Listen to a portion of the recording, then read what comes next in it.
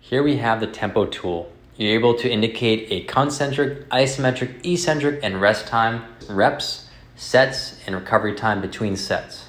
So for instance, let's just say we're doing a back squat and we want a nice controlled concentric phase, a 1 second hold or isometric hold at the top, and a 3 second eccentric phase.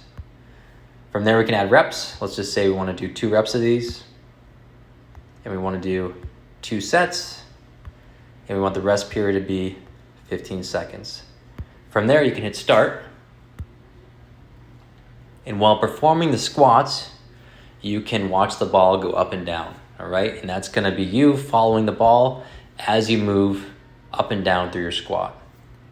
It'll indicate the number of sets and reps so you can keep track of where you're at with your exercise. So let's hit start. All right, so you'll see that nice 2 second concentric and 3 second eccentric phase.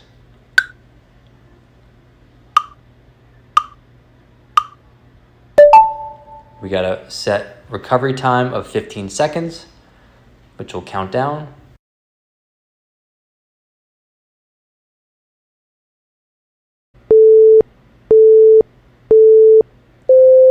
All right, this is the last set.